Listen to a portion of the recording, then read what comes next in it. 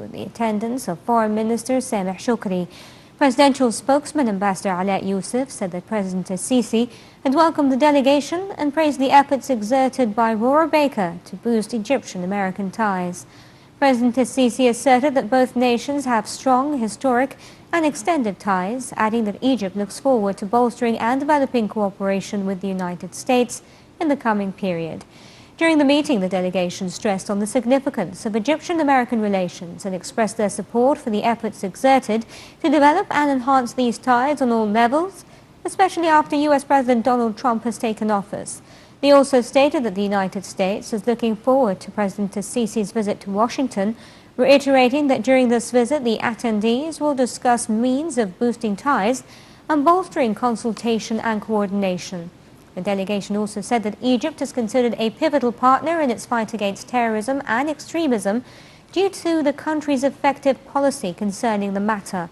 President Sisi said that Egypt is exerting its utmost efforts to combat terrorism on all levels by enhancing security and developing ideologies through reforming religious discourse. President Abdel Fattah al-Sisi also met today with the Kuwaiti Parliament Speaker Marzouk al-Ghanem, with the presence of Parliament Speaker Dr. Ali Abdel Al and Kuwait's ambassador to Cairo. Presidential spokesman Ambassador Ala Yusuf said that al-Ghanem had delivered the greetings of Kuwait's Emir Sheikh Sabah al-Ahmed al-Jabir al-Sabah, praising the brotherly bilateral ties.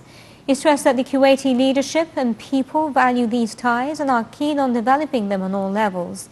For his part, President Sisi also sent his greetings to the Kuwaiti Emir and congratulated him on the 11th anniversary of his coronation, hailing his role in boosting Arab unity due to his position among Arab leaders. The President also expressed Egypt's keenness on developing bilateral relations with Kuwait in all fields.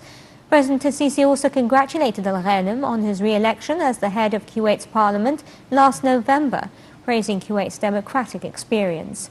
During the meeting, the top officials discussed regional and international issues of mutual concern, with President Abdel Fattah al-Sisi stressing on the importance of bolstering Arab unity in the coming period in order to enhance joint Arab work to face the challenges faced by the region.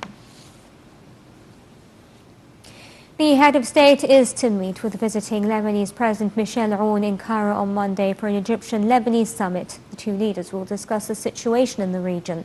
The crisis in Syria and the fight against terrorism are also expected to top the agenda of talks. There will also be agreements in the fields of economy, trade and culture, as well as increasing investment between the two nations.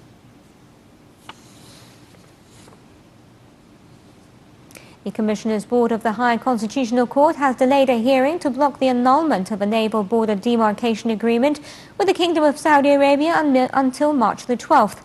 The agreement stipulates the handing over of the Red Sea islands of Tiran and Sanafir to the Kingdom. The annulment was issued by the Administrative Court and challenged in the Constitutional Court by the government, represented by the State Lawsuits Authority. The authority says the Administrative Court ruling is an obstacle to implementing the rulings of the Higher Administrative Court. It argues that the agreement is a matter of sovereignty that does not fall under the judicial authority. Egypt has said that the Rafah border crossing would be open for a second day today. Officials said that the crossing will remain open up until Monday, and that's to allow humanitarian cases and students to cross over. They added that the crossing is open on both sides.